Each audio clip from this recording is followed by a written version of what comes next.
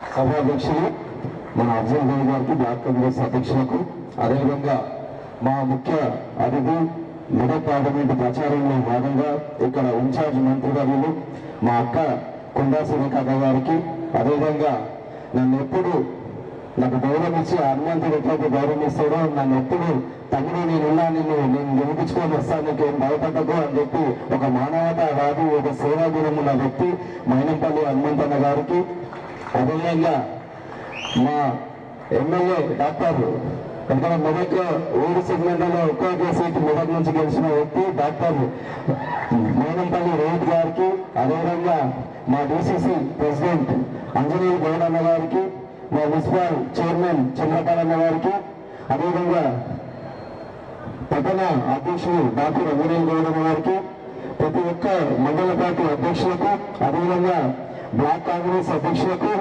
Congress party SC cell, ST cell, BC cell, minority cell అధ్యక్షులకు, అదేవిధంగా youth Congress కు, ఎన్ఎస్యూ, మహిళా కాంగ్రెస్ సభ్యులకు, అదేవిధంగా మున్సిపల్ కౌన్సిలర్లకు, జడ్పీటీసీలకు, ఎంపీపీలకు, ఎంపీటీసీలకు, సర్పంచ్లకు, వార్డు మెంబర్లకు, ప్రతి ఒక్క కాంగ్రెస్ పార్టీ కార్యకర్తలకు, ఫ్యామిలీ మెంబర్కి అందరూ కూడా పేరు పేరుగా నమస్కారం.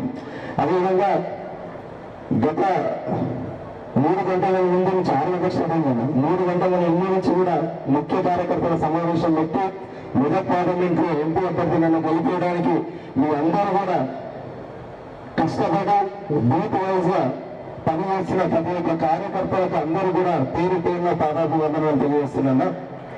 ఈరోజు కాంగ్రెస్ పార్టీ ఎందుకంటే ఈ గడ్డ నుంచి గతంలో ఇందిరాగాంధీ గారు పోటీ చేసి ఈ ఇందిరాగాంధీ గారు గెలిచి ఈ ప్రాంతం నుంచి ప్రధానమంత్రి అయిన గడ్డ నుంచి ఒక బడుగు బలహీన వర్గాల బిడ్డ, ఒక బహుజన బిడ్డకు అవకాశం కల్పించిన కాంగ్రెస్ పార్టీ సోనియా గాంధీ గారికి, రాహుల్ గాంధీ గారికి, ఖర్గే గారికి, ప్రియాంక గాంధీ గారికి, కేసీ వేణుగోపాల్ గారికి, భూప్రకాష్ మున్షి గారికి, మా అందరి ప్రియతమ నాయకుడు రాష్ట్ర ముఖ్యమంత్రి వర్యులు రేవంత్ అన్న గారికి, అదేవిధంగా రాష్ట్ర మంత్రివర్యులకు అందరూ కూడా చాలా సంతోషం అన్న. ఎందుకంటే ఒక బహుజన బిడ్డను దీవించి ఈ గడ్డ నుంచి ఇంద్రమ్మ పరిపాలించిన గడ్డ నుంచి నాకు అవకాశం కలిగించడం చాలా సంతోషంగా ఉంది.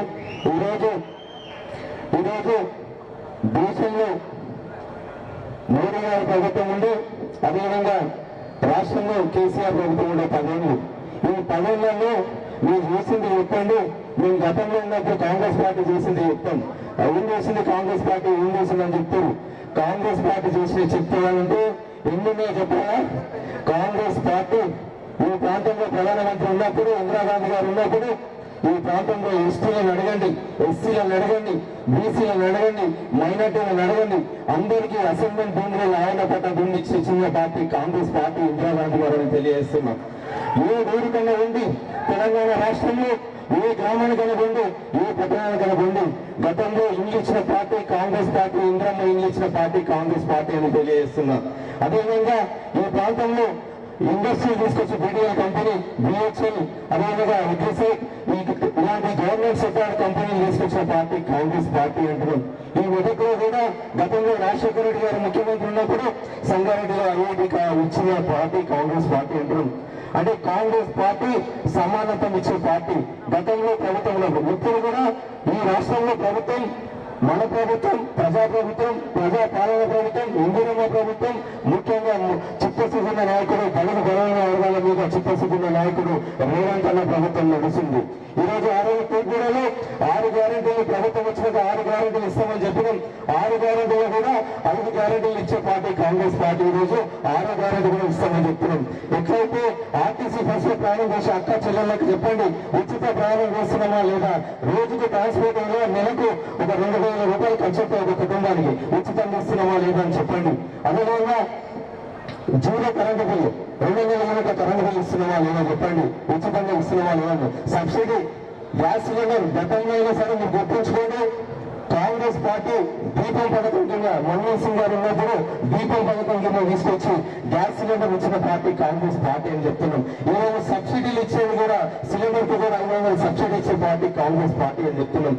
ఇవన్నీ కూడా మీరు బూత్ రాసి వెళ్ళినప్పుడు ప్రతి ఓటర్కు ప్రతి బూత్ చెప్పాలి, కాంగ్రెస్ పార్టీ చేసిన అభివృద్ధి గురించి చెప్పాలి. అదేవిధంగా మీరు చెప్పిన రెండు పార్టీలు ప్రభుత్వాలు ఉన్నాయి. ఒక్కరన్నా బీజేపీ అయినా బీఆర్ఎస్ అయినా ఎంత మందికి భూములు ఇచ్చిందో చెప్పండి. ఇచ్చిన భూములు గుంజుకునే పార్టీ బీఆర్ఎస్ పార్టీ ఉంది. ఒక 3 గుంటల భూములు ఇచ్చిందా రెండు పార్టీలు 10 నెలలు? కనీసం ఈ 10 నెలల ఒక్కరికైనా రేషన్ కార్డు ఇచ్చిందా? ఈ 10 నెలలు ఒక్కరికైనా అంగన్వాడికి ఏమి కట్టించిందా? కాంగ్రెస్ పార్టీ సమానత ఇచ్చే పార్టీ, పేద పనుల గురించి ఆలోచే పార్టీ. వాళ్ళు కోరుకున్న ముందు ఆదానీలు కావాలి, అంబానీలు కావాలి. మన రిజర్వేషన్లు అన్ని గవర్నమెంట్ సెక్టార్లను అన్నిటి కూడా ప్రైవేట్ సెక్టార్లు అమ్ముతామని చెప్తుండ్రు. మళ్ళీసారి వస్తే ప్రైవేట్ సెక్టార్లు వేస్తుంటాడు. ఆటోమేటిక్ గా మన రిజర్వేషన్ అన్ని తీసేసి ప్రాబ్లం చేస్తుండ్రు. ఎస్సీలకు రిజర్వేషన్ తీసేసి పని చేస్తుండ్రు, బీసీల రిజర్వేషన్ తీసే పని చేస్తుండ్రు, మైనార్టీల రిజర్వేషన్ తీసే పని చేస్తుండ్రు, ఎస్టీల రిజర్వేషన్ పని చేస్తుంది. కానీ మన కాంగ్రెస్ పార్టీ రాజ్యాంగాన్ని కాపాడుకోవాలంటే దేశంలో ప్రతి ఒక్క పౌరుడికి రాజ్యాంగం కాపాడుకునే రోజు వచ్చింది. ఈ రోజు ప్రతి ఒక్కరు కూడా కాంగ్రెస్ పార్టీ దేశం గురించి ఓటేసే రోజు వచ్చింది. మన రాజ్యాంగాన్ని మనం కాపాడుకునే రోజు వచ్చింది. రాజ్యాంగం కాపాడుకోవాల్సింది మన బాధ్యత. ఎందుకంటే ఈరోజు చూడొచ్చు కాంగ్రెస్ పార్టీ బీసీ కులగణన చేస్తుంది. ఈరోజు రాష్ట్రంలో కూడా బీసీ కులగణన గురించి తీర్మానం చేసిన పార్టీ కాంగ్రెస్ పార్టీ. దేశంలో కూడా బీసీ కులగణన చేస్తున్న పార్టీ కాంగ్రెస్ పార్టీ. రాహుల్ గాంధీ గారు ఈరోజు బీసీలైనా ఎస్సీలైనా ఏ వర్గాలు ఎంత ఉంటే ఆ శాతానికి బడ్జెట్ ఇవ్వాలి, వాళ్ళకు రాజకీయంగా ఎదగాలని చెప్పి ఇచ్చే పార్టీ కాంగ్రెస్ పార్టీ. ఈరోజు ఇక్కడ నాయకులు అందరూ కూర్చున్నామంటే ఆ రాజ్యాంగం ఉండడం వల్లనే కదా ఈరోజు ఇంతమంది నాయకులు కూర్చొని ఇక్కడ ఉన్నామని చెప్పి కూర్చొని మాట్లాడుతారు. మరి ఆ రాజ్యాంగమే లేకపోతే మన పిల్లలు చదువుకున్నాక ఉద్యోగాలు ఎక్కడ రావాలి, మన పిల్లలకు రిజర్వేషన్లు ఎక్కడ రావాలి? రిజర్వేషన్లు చేసేసి అందరినీ జనరల్ కోటా చేస్తే మన బతుకులు ఏం కావాలి? మన రాజ్యాంగాన్ని కాపాడుకునే బాధ్యత ప్రతి ఒక్క పౌరుల మీద ఉందని చెప్పి తెలియజేస్తున్నాం. ఈరోజు కాంగ్రెస్ పార్టీని దీవించి నన్ను ఎంపీగా గెలిపించి మీరు పార్లమెంట్కి పంపించండి. ఎందుకంటే చాలా కింది స్థాయి నుంచి అంచెలంచెలుగా ఎదుగుతూ మొదటి పార్లమెంట్ దాకా వెళ్తున్నా అంటే ఆ పార్లమెంట్ కూడా ఒక పేదకి బిడ్డకు కూడా అవకాశం ఇచ్చిన పార్టీ కాంగ్రెస్ పార్టీ. ఎందుకంటే ఈ ప్రాంతానికి తెలంగాణ ఇచ్చిన పార్టీ కూడా కాంగ్రెస్ పార్టీ. ఏదైనా మాట వస్తే మాట మీద లేవన్న పార్టీ కాంగ్రెస్ పార్టీ. ఈరోజు నేను గెలిచిన తర్వాత కూడా ఇక్కడ సిట్టింగ్ ఎమ్మెల్యే రోహిత్ గారు ఉన్నారు.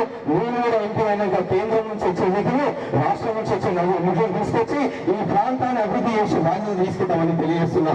ఈ ప్రాంతంలో ప్రతి ఒక్కరు కూడా ఎప్పుడే మా సోదరులు చెప్పారు గతంలో మెడికల్ కాలేజ్ కట్టిస్తానని చెప్పి బీఆర్ఎస్ పార్టీలు చెప్పారు. కానీ వాళ్ళు కట్టలేరు, భూమి కూడా కేటాయింపు చేయలేరు అన్నారు. మేము రోహిత్ గారు నేను కలిసి ఈ పార్లమెంట్ ఎలక్షన్లు అయినాక రేవంత్ అన్న తోటి మాట్లాడి అదేవిధంగా కేంద్రం నుంచి మాట్లాడి మెడికల్ కాలేజ్ తీసుకొచ్చే బాధ్యత మేము తీసుకుంటాం ఇద్దరు చెప్పి తెలియజేస్తున్నాం. ఈ ప్రాంతానికి అన్ని రకాల ఇండస్ట్రీలు తీసుకొచ్చే బాధ్యత తీసుకుంటామంటూ మీరందరూ కూడా ఒక్కసారి ఆలోచన చేయండి. ఆ పార్టీకి ఇప్పుడు రాష్ట్రంలో ఎవరున్నారో కాంగ్రెస్ పార్టీ. ఒక్కసారి ప్రజలకు చెప్పండి, సంక్షేమ పథకాలు ఇచ్చే పార్టీ కాంగ్రెస్ పార్టీ, పేదల పక్షంలో ఆలోచించే పార్టీ కాంగ్రెస్ పార్టీ. మా ఇంతకుముందు నర్సాపూర్లో ఒక మల్లగా అనే అబ్బాయి కలిసింది. అబ్బాయి ఏడు కోటేస్తావా నువ్వు అని అడిగినా, మల్లగా ఎస్సీ బిడ్డ ఏడు కోటేస్తావా అని చెప్పారంటే బిడ్డ మా భూమి ఇచ్చే పార్టీ కాంగ్రెస్ పార్టీ. ఇందిరాగాంధీ గారు మా భూమి ఇచ్చారు, మేము చేతి వరకు చేస్తాం. ఈయన కూడా తెలంగాణలో మన ప్రభుత్వం ఉంది. మేము దానికి గడ్డేసి బరగా పాల్గొంటానంటే పిల్లలను మేము దానికి గడ్డేము, బరకే గడ్డేస్తాం, ఆ ఓటేస్తాం, పాల్గొంటుకుంటామని చెప్పారు. కాంగ్రెస్ పార్టీ ఇక్కడ ఉంది, అక్కడ కూడా ఇండియా కూటమి వస్తుంది. కాబట్టి ఖచ్చితంగా కూడా కాంగ్రెస్ పార్టీని నిలిచి మా గొంతులు పంపిస్తాం, మాకు అక్కడి నుంచి వచ్చే నిధులు తీసుకొచ్చి ఇక్కడ అందుబాటులో ఉండే నాయకులకు అని చెప్పారు. పొద్దున కూడా అక్కడ కూడా ఎత్తున్నా ఈ పార్లమెంట్ ఎంపీ గెలిచినాక చాలా మంది నాయకులు అందుబాటులో ఉండకుండే. కానీ నీళ్ళమ్మ ఎంపీ గెలిచినాక ప్రతి సెగ్మెంట్ ఉన్న నాయకులని కార్యకర్తలు అందరూ కలుపుకొని పోయి వాళ్ళతోటి ముందుకు వెళ్తా. నేను కూడా ఎంపీ నుంచి వచ్చే నిధులను కూడా మీకు అందరూ కూడా ఒక టోల్ ఫ్రీ నెంబర్ రిజిస్టర్ చేసి ఆ టోల్ ఫ్రీ నెంబర్ ఇచ్చి ప్రతి ఒక్కరిని సమస్యలు తీసుకొని అక్కడ ఉన్న నాయకులతో అందరితో కలుపుకొని పని డెవలప్మెంట్ చేస్తానని తెలియజేస్తున్నా. మీరందరూ కూడా నేను గమనించాలి, మగు రాలేడు మగు ముట్టడం కాదు. మీరందరూ కూడా కాంగ్రెస్ పార్టీ కార్యకర్తలు నాయకులు అందరూ కూడా ప్రతి ఒక్కరు కూడా రాహుల్ గాంధీ నిలబడ్డం నేనే నిలబడ్డమని చెప్పి కాంగ్రెస్ పార్టీ ఓటు అడిగి మనం వేసిన సంక్షేమ పథకాలు చెప్పి చేతి గుర్తుకు ఓటు వేయాలని చెప్పి తెలియజేస్తున్నాను.